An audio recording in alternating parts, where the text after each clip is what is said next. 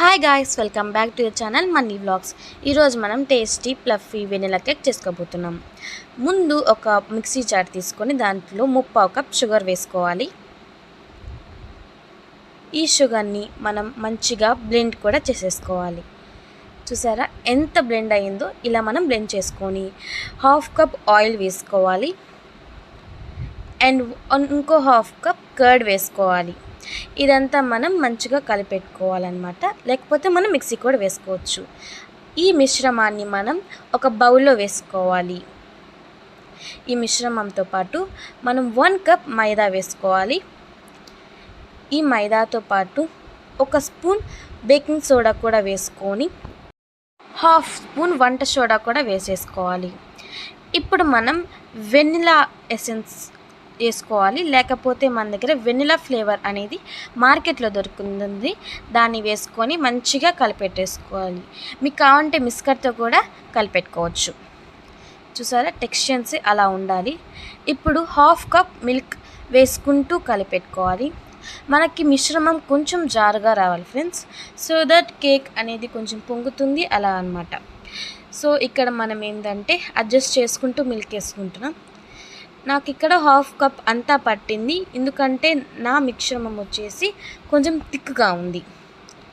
And ఇప్పుడు మీరు cake bake చేసుకుంటున్న బౌల్లో ఆయిల్ వేసి మంచిగా స్ప్రెడ్ చేసుకోవాలి.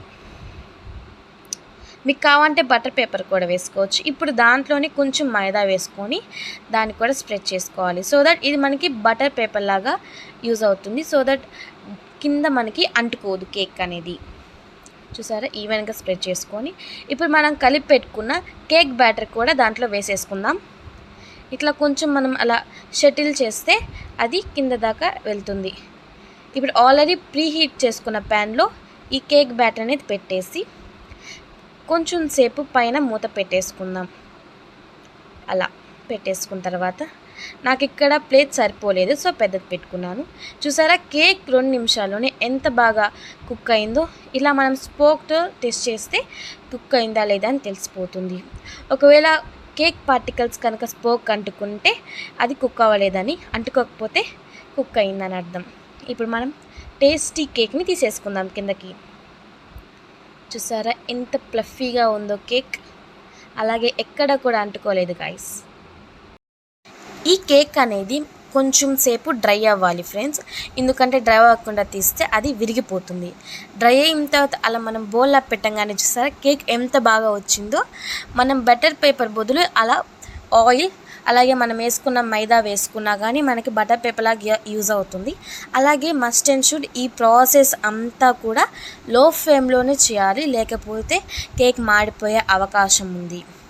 చూసారా ఎంత బాగా కుక్ అయిందో మంది, ఫ్లఫీగా ఎంతో బాగా. బయట దొరికే కేక్స్కి ఏ మాత్రం లోటు ఇవ్వదు. చూసారా ఎంత మంచిగా కుక్ అయిందో.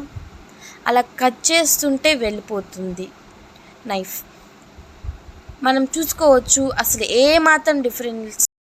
సో గాయస్ మీరు కూడా ట్రై చేసి ఎలా వచ్చిందో కామెంట్ చేయండి. Thank you, bye bye.